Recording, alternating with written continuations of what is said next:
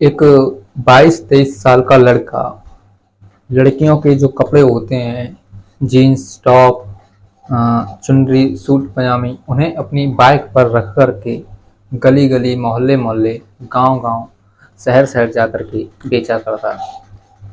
दोस्तों, वो कपड़े बेचने के साथ साथ एक कॉलेज में अपनी पढ़ाई भी करता और पढ़ाई के दौरान वो एक अमीर घर की लड़की को अपना दिल दे बैठता है, उससे मोहब्बत करने लगता है। वो लड़की भी उससे प्यार करने लगती है, यानी कि उन दोनों में कुल मिलाकर के मोहब्बत हो जाती है। दोस्तों, एक दिन जब वो लड़का फेरी लगाते हुए एक गांव में पहुंचता है तो एक बड़े से घर के सामने जाकर के अपनी गाड़ी को रोकता है और कपड़े ले लो ऐसा चिल्लाने लगता है। तभी उसी घर से एक लड़की दौड़ते हुए बाहर आती है और बाहर आकर के दरवाजे पर खड़ी हो जाती है। जब वो लड़की उस फेरी वाले को देखती है तो देखने के बाद दंग रह जाती है। दोस्तों, जब वो फेरी वाला लड़की को देखता है तो उसे देखने के बाद में अपने मुंह को अपने जो गमछा था उससे ढकने की कोशिश करता है, ढकने लगता है। तो वो लड़की उसको पहचान चुकी थी, क्योंकि दोस्तों वो वही लड़का था जिसे वो अपना दिल दे चुकी थी। फिर वो दरवाजे से आगे बढ़ती है और उस शख्स के पास जाती है, उस लड़के के पास जाती है और उससे कहती है कि अविनाश, तुम ये काम भी करते हो? अविनाश कहता है कि हाँ नेहा, करता हूँ मैं ये काम। तुम तो जानती हो कि पढ़ने के लिए पैसों की ज़रूरत होती है और पैसों के लिए काम करने की ज़रूरत होती है, और मैं यही सब काम करता हूँ। नेहा कहती है कि काम करना ठीक है, कोई भी काम हो छोटा या बड़ा नहीं होता, लेकिन तुम ऐसे अपना मुंह क्यों छिपा रहे हो मुझसे? क्या तुम्हें मेरे सामने खड़ा होने में शर्म आ रही है? क्या तुम शर्म महसूस कर रहे हो? तुम्हें अविनाश शर्माने की कोई बात नहीं है। मैंने तुमसे प्यार तुम्हारी अमीरी को देख करके या तुम्हारी गरीबी को देख करके नहीं किया, मैंने प्यार तुमसे किया था। दोस्तों, इसके बाद अविनाश अपना जो गमछे से मुंह ढक रखा था उसे उठाता है और दोनों एक दूसरे से फिर बातचीत करने लगते हैं। फेरी लगाते हुए अविनाश वहां से चला जाता है। दोस्तों, 2 दिन बाद नेहा और अविनाश एक दूसरे से शादी कर लेती है। नेहा अपने माँ बाप से जिद करती कि उसे अविनाश से ही शादी करनी है, तो उसके माँ बाप अविनाश से उसकी शादी करा देते हैं। नमस्कार, प्रणाम। क्राइम वार्ता के इस नए अध्याय में, इस कहानी में आपका स्वागत है। आज फिर एक ऐसी पारिवारिक कहानी जिसमें एक लड़का और एक लड़की एक दूसरे से सच्ची मोहब्बत करने के बाद में शादी कर लेते हैं, और फिर शादी के बाद में लड़की की लाइफ में ऐसा बदलाव आता है, ऐसा रुख आता है कि वो अपने पति से तलाक ले लेती है और फिर प्यार में ठोकर खाया पति तलाक के बाद एक काबिल सरकारी अफसर बनता है। आइए दोस्तों, कहानी शुरू करते हैं, लेकिन कहानी शुरू करने से पहले आपसे वही एक रिक्वेस्ट की वीडियो को थोड़ा सा लाइक कर दीजिए, और अगर चैनल पहली बार आए तो चैनल को भी सब्सक्राइब कर लीजिए, जिससे कि ये कहानी, ये वीडियो और भी लोगों तक पहुंच सके। दोस्तों, जब अविनाश और नेहा की शादी हो जाती है तो शादी के बाद अविनाश अपना वही काम कंटिन्यूअस करता है। कॉलेज कॉलेज से आने के बाद कपड़ों को अपनी बाइक पर रखना और गली गली मोहल्ले मोहल्ले गांव गांव जा करके कपड़ों को बेचना। दोस्तों, इस तरह से उसकी दिनचर्या भली भांति बहुत ही अच्छी प्रकार से चलती है। नेहा, जो कि उससे ये अपने मन में सोच समझ करके शादी की थी कि वो एक अच्छा लड़का है, अच्छा ब्रिलियंट है, एक ना एक दिन जरूर सक्सेस हो जाएगा। दोस्तों, शादी के बाद दोनों खुशहाल जिंदगी जीते हैं। काम से आने के बाद में अविनाश अपनी पढ़ाई करता और पढ़ाई को इतना करता कि वो उसमें ही खो जाता। दोस्तों, उन दोनों की शादी को फिर 1 वर्ष गुजर जाता है और 1 वर्ष गुजरने के बाद भी, बार बार कई प्रयास करने के बाद भी, कड़ी मेहनत करने के बाद भी अविनाश एक भी पेपर को क्लियर नहीं कर पाता है। इससे उसकी पत्नी नेहा दुखी हो जाती है। लेकिन दोस्तों, नेहा को अपने पति अविनाश पर विश्वास था कि वो एक न एक दिन जरूर कोई ना कोई एग्जाम क्लियर करके सरकारी अफसर बन जाएगा। यही उनका सिलसिला चलता रहता है। एक दिन नेहा अविनाश को अपनी दोस्त शिवानी की पार्टी में, बर्थडे पार्टी में लेकर के जाती है। तो वहीं शिवानी का भाई होता है, एक बिजनेसमैन होता है। दोनों, शिवानी का भाई और नेहा, एक दूसरे से बातचीत करते हैं। शिवानी का भाई जो था वो नेहा से उसके पति का इंट्रोडक्शन पूछता है कि कौन है, क्या करता है, क्या नाम है। तो नेहा उसे बताने में हिचकिचाती है, लेकिन काम काम होता है, छोटा हो या बड़ा हो, तो वो अपने उस दोस्त को बता देती है कि मेरा पति का नाम जो है अविनाश है और वो एक मामूली सा काम करता है। तो फिर जो शिवानी का दोस्त था वो नेहा से बोलता है कि तुम इतनी खूबसूरत, इतनी ब्रिलियंट, इतनी पढ़ी लिखी, तुम्हारी अक्ल चलने चली गई थी क्या, जो तुमने एक जाहिल गवार और छोटे काम काज करने वाले लड़के से शादी कर ली। दोस्तों, इसके बाद में नेहा को बहुत बुरा लगता है, लेकिन ये एक रियलिटी थी, क्योंकि नेहा को जो विश्वास था पिछले 1-1.5 साल से कि अविनाश कोई ना कोई एग्जाम क्लियर कर लेगा, वो अब विश्वास टूट चुका था। फिर वो जब घर जाते हैं तो घर जाने के बाद अविनाश को खोरी खड़ी सुनाती है, कहती है कि तुम बार बार प्रयास करने के बाद भी विफल हो रहे हो। अगर ऐसा ही चलेगा तो मेरी ज़िंदगी तो खराब हो जाएगी, मेरा कोई मकसद ही नहीं रहेगा। मैंने जो बड़े बड़े ऊंचे ऊंचे सपने देखे थे वो चकनाचूर हो जाएंगे। अविनाश बोलता है कि नेहा, तुम्हारी बात सही है कि तुम्हारे बड़े सपने, तुम एक बड़े घर की बेटी हो, लेकिन सरकारी नौकरी पाना मेरे हाथ में थोड़ी है। मैं मेहनत कर रहा हूँ लेकिन मेरा रिजल्ट ही नहीं हो पा रहा, तो मैं क्या करूँ। तुम जानती हो मैं दिन भर काम में व्यस्त रहता हूँ और काम आने के बाद थक जाता हूँ, तो जो भी पढ़ता हूँ, याद करता हूँ, सब भूल जाता हूँ। नेहा उसे समझाती है कि तुम और मेहनत करो। दोस्तों, अब नेहा की इस बात से नाराज हो जाता है अविनाश, बोलता है कि और कितनी मेहनत करूं, और वो नेहा के ऊपर चिल्लाने लगता है। दोस्तों, जब नेहा के ऊपर वो चिल्लाने लगता है तो नेहा नाराज हो जाती है और फिर वो अविनाश को धमकाने लगती है और कहती है कि बस बहुत हुआ, हमारा तुम्हारा यहीं तक रिश्ता, अब मैं तुम्हारे साथ और एक कदम भी आगे नहीं लगूंगी। तुम एक फेरी वाले हो और फेरी वाले रहकर ही मरोगे। तुम अपने जीवन में कुछ भी नहीं कर सकते हो।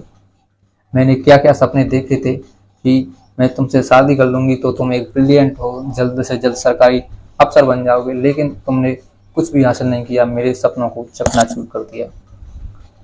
दोस्तों, जब ये बात सुनी नेहा के मुंह से अविनाश ने कि वो कुछ भी नहीं कर पाएगा, एक फेरी वाला बनकर ही रह जाएगा और फेरी वाला बनकर ही रहकर ही मर जाएगा, तो ये बात अविनाश को बुरी लग जाती है। नेहा, जो कि अपनी दोस्त शिवानी के भाई को पसंद करने लगी थी, उसके प्यार में मसरूफ होने लगी थी, क्योंकि वो एक बिजनेसमैन था और एक बिजनेसमैन एक लड़की के सपनों को पूरा कर सकता है, तो वो उसके पास चली जाती है और अपने पति अविनाश से तलाक ले लेती है। दोस्तों, तलाक होने के बाद में अविनाश टूट जाता है और अंदर ही अंदर रोने लगता है। फिर उसे उसका दोस्त आकाश आकर के समझाता है कि ऐसे रोने से कुछ नहीं होता। अगर तुम चाहते हो कि तुम्हारी पत्नी ने जो तुम्हारे साथ किया है उसे करके वो पछताए, तो तुम ऐसा करो कि वो पछताए। अब दोस्तों, आप और हम सब जानते हैं कि एक लड़का अगर रो रहा है तो इसका मतलब ये है कि वो अंदर से पूरी तरह से टूट चुका है, वो पूरी तरह से हार मान चुका है, तभी जाकर के उसकी आंखों से अश्रु निकलते हैं। लेकिन अगर एक लड़का ठान ले कि उसे कुछ न कुछ अपनी लाइफ में जरूर करना है तो वो एक दिन जरूर कर लेता है। जब अविनाश को उसका दोस्त आकाश समझाता है कि वो कुछ न कुछ कर सकता है तो फिर अविनाश ठान लेता है, वो ठान लेता है कि वो एक न एक दिन अपनी मेहनत से, अपने परिश्रम से एक सरकारी अफसर बन करके रहेगा। दोस्तों, नेहा के जाने के बाद अब उसका जो आत्मविश्वास था कि वो सरकारी अफसर बन जाएगा, वो 10 गुना से बढ़ करके 100 गुना हो जाता है, पूरा 100% हो जाता है। वो दिन रात मेहनत करता है, दिन में कपड़ों की फेरी लगाता और फेरी लगाने के बाद रात भर पढ़ाई करता। दोस्तों, 1 साल गुजर जाता है और 1 साल गुजरने के बाद उसने इस 1 साल के दौरान जितनी मेहनत की थी, जितनी परिश्रम किया था, वो परिश्रम उसका रंग लाती है और वो ट्रैफिक पुलिस में आईपीएस ऑफिसर बन जाता है।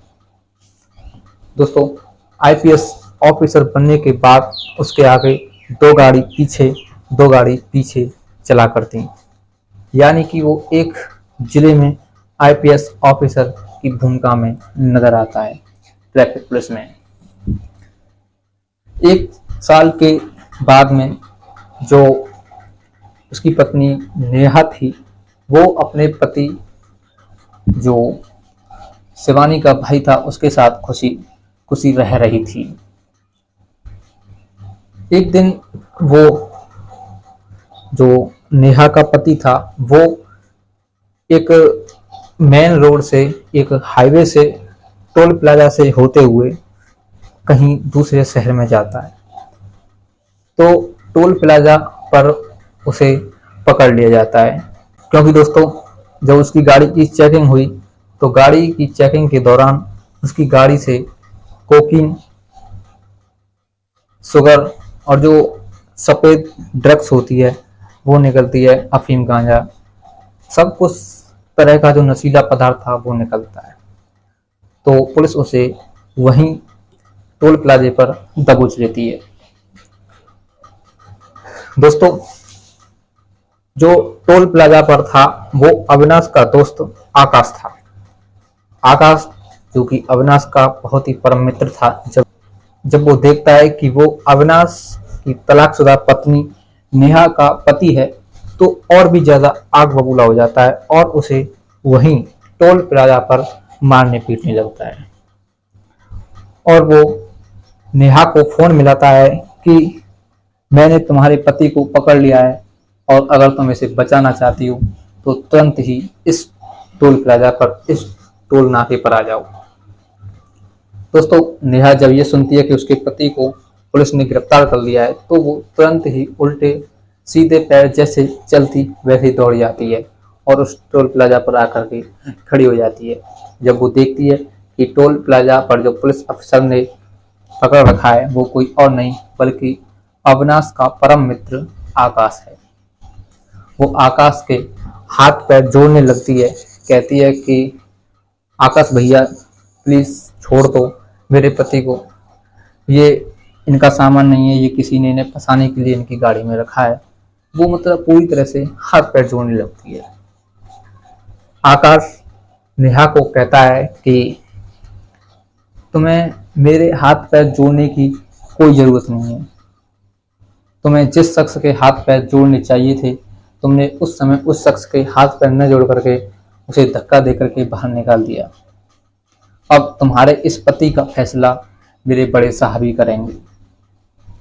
नेहा कहती है कि कौन है बड़े साहब? तो फिर आकाश अविनाश को फोन मिलाता है जो कि अब ट्रैफिक पुलिस में आईपीएस ऑफिसर था। आधे घंटे के बाद अविनाश वहां पहुंचता है और वहां जब पहुंचता है, जब गाड़ी से उतरता है तो नेहा अविनाश को देखने के बाद दंग रह जाती है। उसके पैरों के नीचे से धरती गायब हो जाती है, सर के ऊपर से आसमान गायब हो जाता है।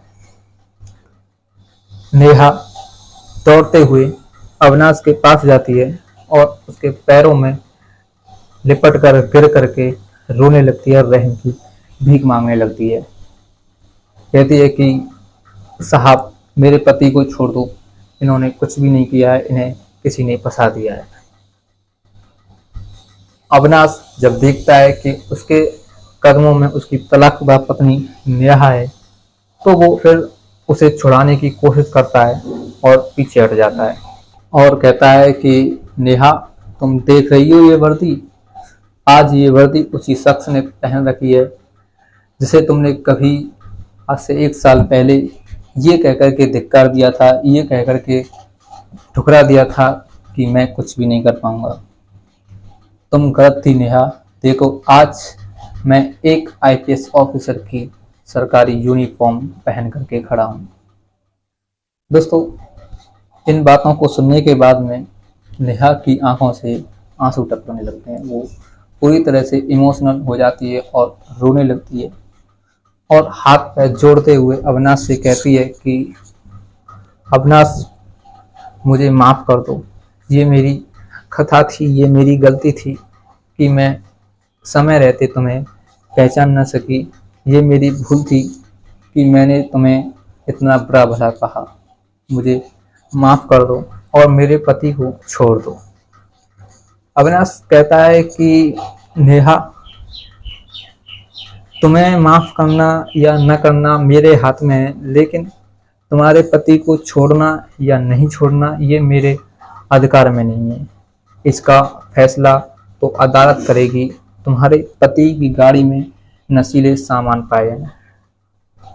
नेहा फिर अपने आप को संभालती है और वहाँ रोते हुए खड़ी होती है और जाने के लिए अपने घर के लिए चलने लगती है। फिर अविनाश नेहा को आवाज़ देता है कि नेहा, जरा रुको, मुझे तुमसे कुछ बातचीत करनी है। कहता है कि ये बताओ, तुम अपने इस पति के साथ में खुश तो हो ना? नेहा कहती है कि आप ये सब क्यों पूछ रहे हो?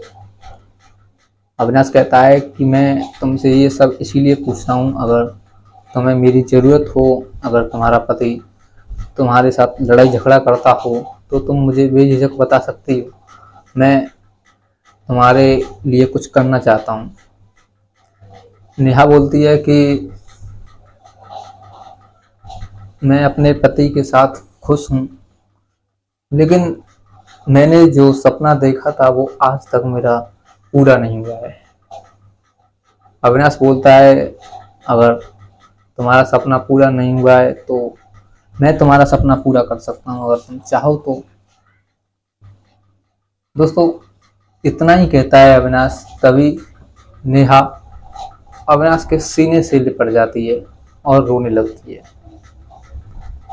तभी अविनाश देखता है कि उसकी तलाकशुदा पत्नी अब उसके सीने से लिपट चुकी है, तो वो उसे अपने सीने से दूर करते हुए उससे 2 कदम दूरी बनाता है और उसके एक जोरदार गाल पर तमाचा लगाता है और उससे कहता है कि तुम पहले मेरी नहीं हुई और जब मेरी स्थिति खराब हुई तो तुम अपने दूसरे पति के साथ रहने लग गई, दूसरे आदमी के साथ तुमने संबंध बना लिया और जब उसकी किस्मत ने मुख मोड़ा तो तुम उसे छोड़ करके और किसी शख्स के साथ जाना चाहती हो। तुम एक विश्वास के पात्र नहीं हो। तुम जैसी लड़कियों के साथ रहना एक लड़के को, एक अच्छे घराने के लड़के को शोभा नहीं देता है। दोस्तों, वो अविनाश उसी जगह पर, उसी टोल प्लाजा पर जब मारने पीटने लगता है नेहा को, तो पूरा टोल प्लाजा उसका यह दृश्य देखकर अचंभित हो जाता है कि एक आईपीएस ऑफिसर एक लड़की को आखिर क्यों मार रहा है। और अविनाश फिर उसे पीट पाट करके वहां से चला जाता है। अविनाश का जो दोस्त था आकाश, वो अपनी गाड़ी में नेहा को बिठाता है और उसे उसके घर छोड़ देता है। दोस्तों, इस बात से नेहा बहुत ही ज़्यादा दुखी हो जाती है, क्योंकि वो जानती थी कि उसने जो अविनाश के साथ किया वो वास्तव में गलत किया। फिर वो अपने घर में ही घुट घुट करके जीने लगती है। उसके पति को 3 साल की सजा होती है। दोस्तों, बस 3 साल तक अपनी अंधेरी जिंदगी को एक अंधेरे कमरे में गुजारने की कोशिश करती है, गुजारने लगती है। और अविनाश आज एक ट्रैफिक पुलिस में आईपीएस ऑफिसर है। दोस्तों, कैसी लगी कहानी? अगर कहानी अच्छी लगी हो तो वीडियो को लाइक कर दीजिए। अगर चैनल पहली बार है चैनल को भी सब्सक्राइब कर लीजिए। दोस्तों, इस कहानी के द्वारा मैं आप सभी से केवल यही कहना चाहूँगा कि बुरा समय हर किसी का आता है। किसी का जल्द आ जाता है तो किसी का देर से आता है। और दोस्तों, सपना अपना कभी भी नहीं होता और सपने को हर कोई पूरा करना चाहता है। लेकिन दोस्तों, अपने सपनों को पूरा करने की खातिर अगर तुम किसी दूसरे शख्स का साथ छोड़ रहे हो तो ऐसे सपनों को पूरा करने से कुछ नहीं होने वाला, क्योंकि सपने पूरे तभी होते हैं जब आपका साथी आपके साथ हो। तो दोस्तों, आपसे एक यही रिक्वेस्ट है कि उन सपनों को लात मार दीजिए जिन सपनों में आपका साथी आपके साथ ना हो। चलिए दोस्तों, मिलता हूँ ऐसी अगली सच्ची घटना के साथ, सच्ची कहानी के साथ। तब तक के लिए जय हिंद, जय भारत।